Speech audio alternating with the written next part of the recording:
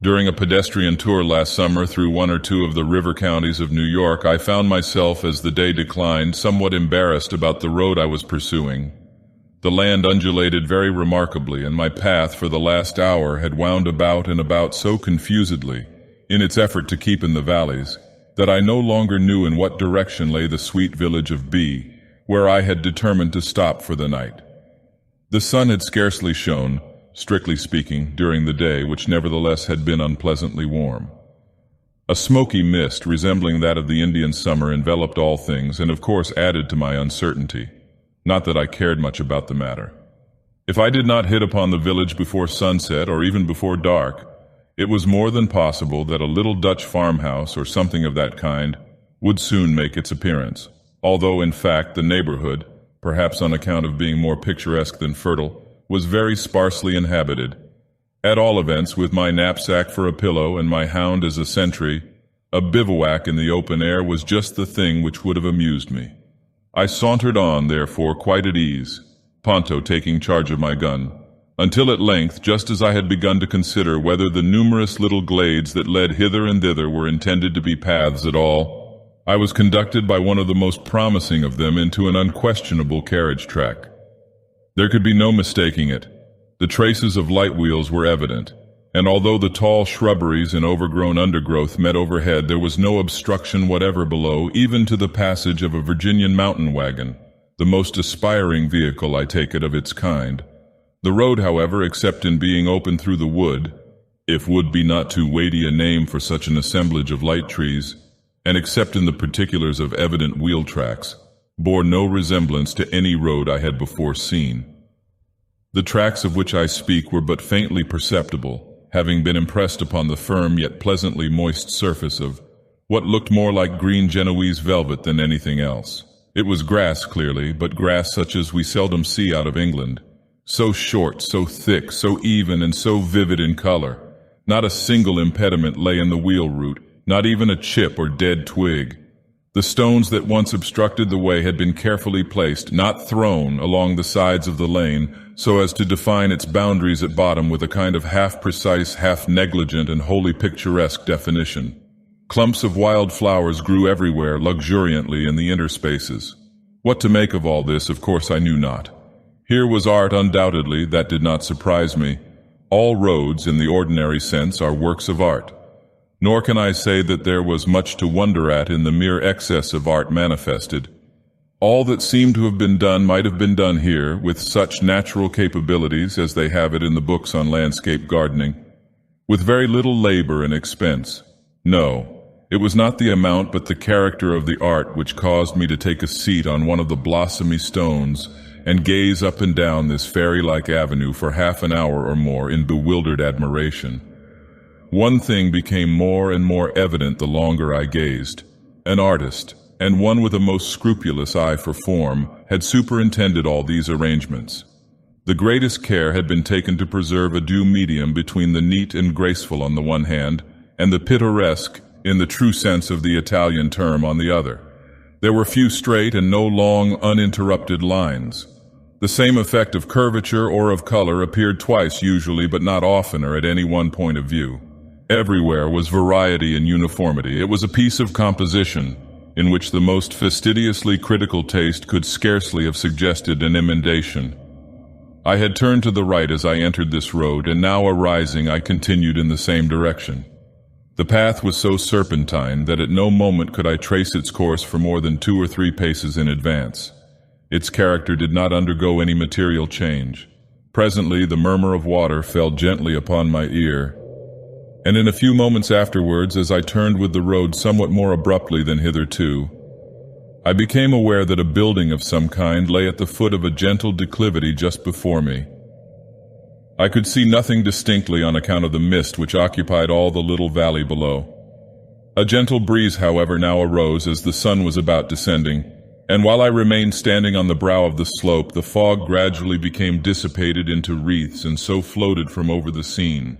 As it came fully into view, thus gradually as I describe it, piece by piece, here a tree, there a glimpse of water, and here again the summit of a chimney, I could scarcely help fancying that the whole was one of the ingenious illusions sometimes exhibited under the name of vanishing pictures. By the time, however, that the fog had thoroughly disappeared, the sun had made its way down behind the gentle hills, and thence, as if with a slight chassé to the south, had come again fully into sight, glaring with a purplish luster through a chasm that entered the valley from the west. Suddenly, therefore, and as if by the hand of magic, this whole valley and everything in it became brilliantly visible. The first coup d'oeil as the sun slid into the position described impressed me very much as I have been impressed when a boy by the concluding scene of some well-arranged theatrical spectacle or melodrama.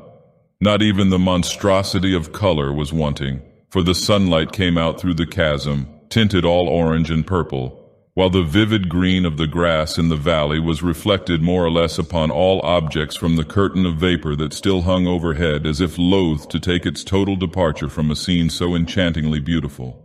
The little vale into which I thus peered down from under the fog canopy could not have been more than 400 yards long, while in breadth it varied from 50 to 150 or perhaps 200.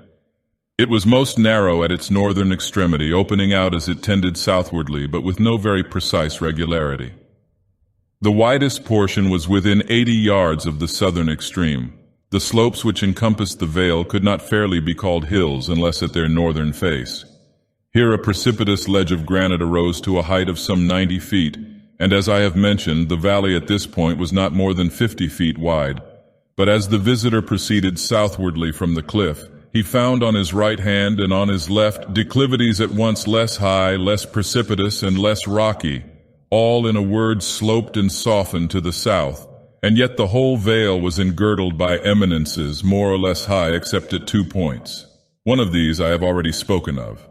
It lay considerably to the north of west and was where the setting sun made its way, as I have before described, into the amphitheater, through a cleanly cut natural cleft in the granite embankment. This fissure might have been 10 yards wide at its widest point, so far as the eye could trace it. It seemed to lead up, like a natural causeway, into the recesses of unexplored mountains and forests. The other opening was directly at the southern end of the vale. Here, generally, the slopes were nothing more than gentle inclinations, extending from east to west about 150 yards. In the middle of this extent was a depression level with the ordinary floor of the valley. As regards vegetation as well as in respect to everything else, the scene softened and sloped to the south. To the north, on the craggy precipice, a few paces from the verge, up sprang the magnificent trunks of numerous hickories, black walnuts, and chestnuts, interspersed with occasional oak, and the strong lateral branches thrown out by the walnuts especially spread far over the edge of the cliff. Proceeding southwardly, the explorer saw at first the same class of trees, but less and less lofty and salvatorish in character. Then he saw the gentler elm, succeeded by the sassafras and locust. These again by the softer linden, redbud, catalpa, and maple. These yet again by still more graceful and more modest varieties. The whole face of the southern declivity was covered with wild shrubbery alone, an occasional silver willow or white poplar excepted. In the bottom of the valley itself, for it must be borne in mind that the vegetation hitherto mentioned grew only on the cliffs or hillsides, were to be seen 3 insulated trees. One was an elm of fine size and exquisite form. It stood guard over the southern gate of the vale. Another was a hickory, much larger than the elm, and altogether a much finer tree, although both were exceedingly beautiful. It seemed to have taken charge of the northwestern entrance, springing from a group of rocks in the very jaws of the ravine, and throwing its graceful body at an angle of nearly 45 degrees, far out into the sunshine of the amphitheater. About 30 yards east of this tree stood, however, the pride of the valley, and beyond all question the most magnificent tree I have ever seen, unless perhaps among the cypresses of the Itchiatuckany. It was a triple-stemmed tulip tree, the Liriodendron tulipiferum, one of the natural order of magnolias. Its 3 trunks separated from the parent at about 3 feet from the soil, and diverging very slightly and gradually, were not more than 4 feet apart at the point where the largest stem shot out into foliage. This was at an elevation of about 80 feet. The whole height of the principal division was 120 feet. Nothing can surpass in beauty the form or the glossy, vivid green of the leaves of the tulip tree. In the present instance they were fully 8 inches wide, but their glory was altogether eclipsed by the gorgeous splendor of the profuse blossoms. Conceive, closely congregated, 1,000,000 of the largest and most resplendent tulips. Only thus can the reader get any idea of the picture I would convey. And then the stately grace of the clean, delicately granulated columnar stems, the largest 4 feet in diameter at 20 from the ground. The innumerable blossoms mingling with those of other trees scarcely less beautiful, although infinitely less majestic, filled the valley with more than Arabian perfumes. The general floor of the amphitheater was grass of the same character as that I had found in the road, if anything more deliciously soft, thick, velvety, and miraculously green. It was hard to conceive how all this beauty had been attained. I have spoken of 2 openings into the vale. From the one to the northwest issued a rivulet which came gently murmuring and slightly foaming down the ravine until it dashed against the group of rocks out of which sprang the insulated hickory. Here, after encircling the tree, it passed on a little to the north of east, leaving the tulip tree some 20 feet to the south, and making no decided alteration in its course until it came near the midway between the eastern and western boundaries of the valley. At this point, after a series of sweeps, it turned off at right angles and pursued a generally southern direction, meandering as it went, until it became lost in a small lake of irregular figure, although roughly oval, that lay gleaming near the lower extremity of the vale. This lakelet was perhaps 100 yards in diameter at its widest part. No crystal could be clearer than its waters. Its bottom, which could be distinctly seen, consisted altogether of pebbles brilliantly white. Its banks of the emerald grass already described rounded rather than sloped, off into the clear heaven below. And so clear was this heaven, so perfectly at times did it reflect all objects above it, that where the true bank ended and where the mimic one commenced, it was a point of no little difficulty to determine.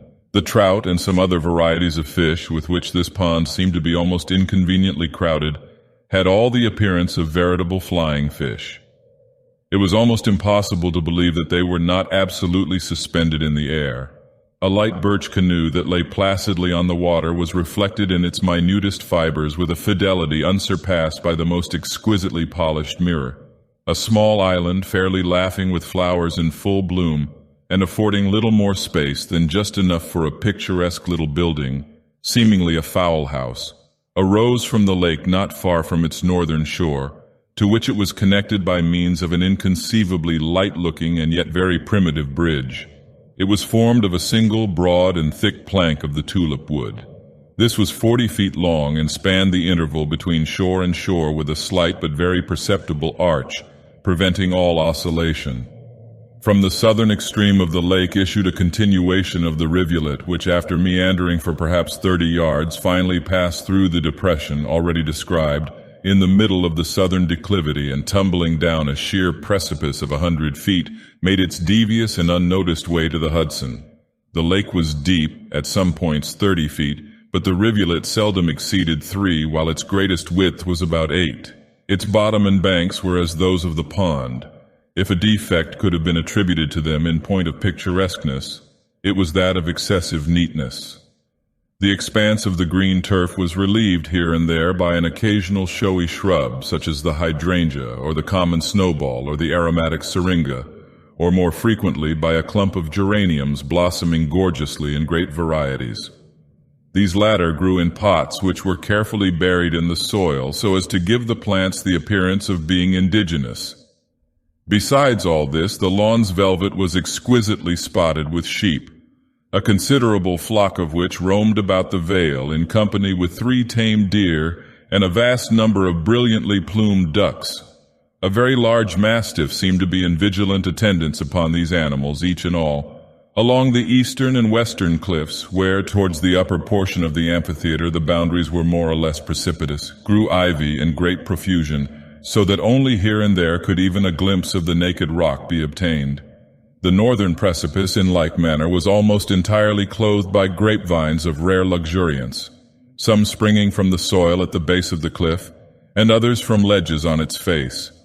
The slight elevation which formed the lower boundary of this little domain was crowned by a neat stone wall of sufficient height to prevent the escape of the deer. Nothing of the fence kind was observable elsewhere, for nowhere else was an artificial enclosure needed. Any stray sheep, for example, which should attempt to make its way out of the vale by means of the ravine, would find its progress arrested after a few yards' advance by the precipitous ledge of rock, over which tumbled the cascade that had arrested my attention as I first drew near the domain. In short, the only ingress or egress was through a gate occupying a rocky pass in the road, a few paces below the point at which I stopped to reconnoiter the scene. I have described the brook as meandering very irregularly through the whole of its course. Its two general directions, as I have said, were first from west to east and then from north to south.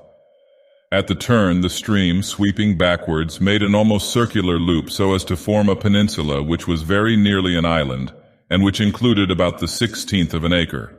On this peninsula stood a dwelling house, and when I say that this house, like the infernal terrace seen by Vathek, était d'une architecture inconnue dans les annales de la terre, I mean merely that its tout ensemble struck me with the keenest sense of combined novelty and propriety, in a word, of poetry. For then in the words just employed I could scarcely give of poetry in the abstract a more rigorous definition. And I do not mean that merely outre was perceptible in any respect. In fact, nothing could well be more simple, more utterly unpretending than this cottage. Its marvelous effect lay altogether in its artistic arrangement as a picture. I could have fancied while I looked at it that some eminent landscape painter had built it with his brush. The point of view from which I first saw the valley was not altogether, although it was nearly, the best point from which to survey the house. I will therefore describe it as I afterwards saw it, from a position on the stone wall at the southern extreme of the amphitheater. The main building was about 24 feet long and 16 broad, certainly not more. Its total height from the ground to the apex of the roof could not have exceeded 18 feet. To the west end of this structure was attached one about a third smaller in all its proportions, the line of its front standing back about 2 yards from that of the larger house, and the line of its roof, of course, being considerably depressed below that of the roof adjoining. At right angles to these buildings and from the rear of the main one, not exactly in the middle, extended a third compartment, very small, being in general 1/3 less than the western wing. The roofs of the two larger were very steep, sweeping down from the ridge beam with a long concave curve and extending at least 4 feet beyond the walls in front, so as to form the roofs of two piazzas. These latter roofs, of course, needed no support, but as they had the air of needing it, slight and perfectly plain pillars were inserted at the corners alone. The roof of the northern wing was merely an extension of a portion of the main roof. Between the chief building and western wing arose a very tall and rather slender square chimney of hard Dutch bricks, alternately black and red, a slight cornice of projecting bricks at the top. Over the gables the roofs also projected very much, in the main building about 4 feet to the east and 2 to the west. The principal door was not exactly in the main division, being a little to the east, while the two windows were to the west. These latter did not extend to the floor, but were much longer and narrower than usual. They had single shutters like doors. The panes were of lozenge form, but quite large. The door itself had its upper half of glass, also in lozenge panes. A movable shutter secured it at night. The door to the west wing was in its gable and quite simple. A single window looked out to the south. There was no external door to the north wing, and it also had only one window to the east. The blank wall of the eastern gable was relieved by stairs with a balustrade running diagonally across it, the ascent being from the south. Under cover of the widely projecting eave, these steps gave access to a door leading to the garret, or rather loft, for it was lighted only by a single window to the north and seemed to have been intended as a storeroom. The piazzas of the main building and western wing had no floors, as is usual, but at the doors and at each window large, flat, irregular slabs of granite lay embedded in the delicious turf, affording comfortable footing in all weather.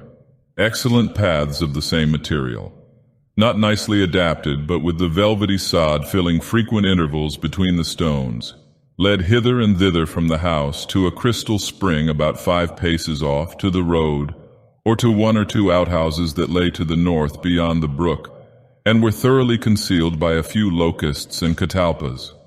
Not more than 6 steps from the main door of the cottage stood the dead trunk of a fantastic pear tree, so clothed from head to foot in the gorgeous bignonia blossoms that one required no little scrutiny to determine what manner of sweet thing it could be.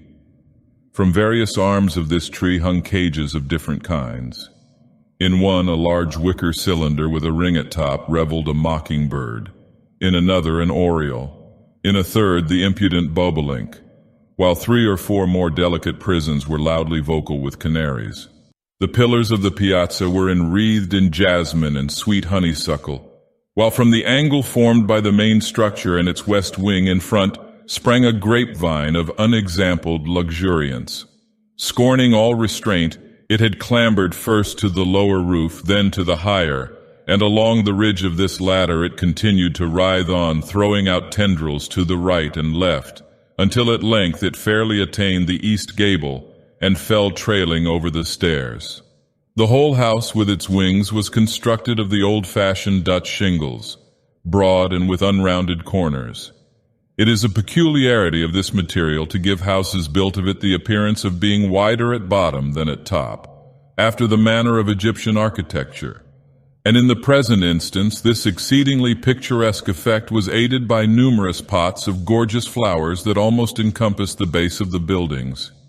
The shingles were painted a dull gray, and the happiness with which this neutral tint melted into the vivid green of the tulip tree leaves that partially overshadowed the cottage can readily be conceived by an artist.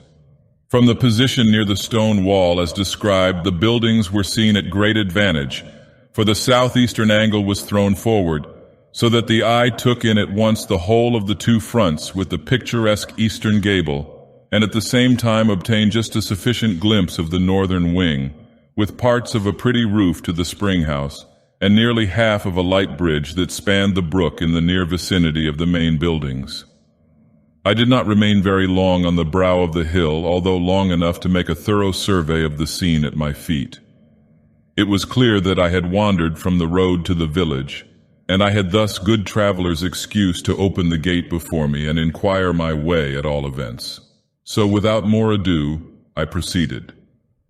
The road after passing the gate seemed to lie upon a natural ledge sloping gradually down along the face of the northeastern cliffs. It led me on to the foot of the northern precipice and thence over the bridge round by the eastern gable to the front door. In this progress I took notice that no sight of the outhouses could be obtained. As I turned the corner of the gable, the mastiff bounded towards me in stern silence, but with the eye and the whole air of a tiger. I held him out my hand, however, in token of amity, and I never yet knew the dog who was proof against such an appeal to his courtesy. He not only shut his mouth and wagged his tail, but absolutely offered me his paw, afterwards extending his civilities to Ponto. As no bell was discernible, I rapped with my stick against the door, which stood half open.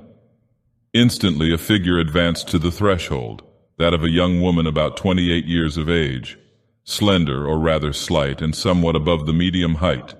As she approached with a certain modest decision of step altogether indescribable, I said to myself, surely here I have found the perfection of natural, in contradistinction from artificial grace. The second impression which she made on me, but by far the more vivid of the two, was that of enthusiasm.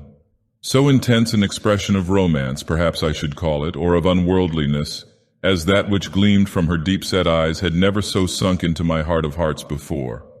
I know not how it is, but this peculiar expression of the eye, wreathing itself occasionally into the lips, is the most powerful, if not absolutely the sole spell which rivets my interest in woman.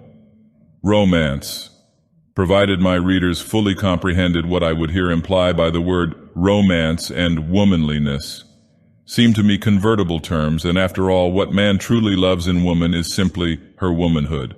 The eyes of Annie, I heard someone from the interior call her Annie, darling, were spiritual gray. Her hair, a light chestnut. This is all I had time to observe of her. At her most courteous of invitations I entered, passing first into a tolerably wide vestibule. Having come mainly to observe, I took notice that to my right as I stepped in was a window, such as those in front of the house. To the left, a door leading into the principal room, while opposite me an open door enabled me to see a small apartment just the size of the vestibule, arranged as a study, and having a large bow window looking out to the north. Passing into the parlor, I found myself with Mr. Landor. For this I afterwards found was his name. He was civil, even cordial in his manner, but just then I was more intent on observing the arrangements of the dwelling which had so much interested me than the personal appearance of the tenant. The north wing I now saw was a bedchamber. Its door opened into the parlor. West of this door was a single window looking towards the brook. At the west end of the parlor were a fireplace and a door leading into the west wing, probably a kitchen. Nothing could be more rigorously simple than the furniture of the parlor. On the floor was an ingrain carpet of excellent texture, a white ground spotted with small circular green figures. At the windows were curtains of snowy white jaconet muslin. They were tolerably full and hung decisively, perhaps rather formally, in sharp parallel plaits to the floor, just to the floor. The walls were papered with a French paper of great delicacy, a silver ground with a faint green cord running zigzag throughout. Its expanse was relieved merely by 3 of Julien's exquisite lithographs à trois crayons fastened to the wall without frames. One of these drawings was a scene of oriental luxury, or rather voluptuousness. Another was a carnival piece, spirited beyond compare. The third was a Greek female head, a face so divinely beautiful, and yet of an expression so provokingly indeterminate, never before arrested my attention. The more substantial furniture consisted of a round table, a few chairs, including a large rocking chair, and a sofa, or rather settee. Its material was plain maple, painted a creamy white, slightly interstriped with green, the seat of cane. The chairs and table were to match, but the forms of all had evidently been designed by the same brain which planned the grounds. It is impossible to conceive anything more graceful. On the table were a few books, a large square crystal bottle of some novel perfume, a plain ground glass astral, not solar lamp, with an Italian shade, and a large vase of resplendently blooming flowers. Flowers, indeed, of gorgeous colors and delicate odor formed the sole mere decoration of the apartment. The fireplace was nearly filled with a vase of brilliant geranium. On a triangular shelf in each angle of the room stood also a similar vase, varied only as to its lovely contents. 1 or 2 smaller bouquets adorned the mantel, and late violets clustered about the open windows. It is not the purpose of this paper to do more than give in detail a picture of Mr. Landor's residence as I found it. How he made it what it was, and why, with some particulars of Mr. Landor himself, may possibly form the subject of another article.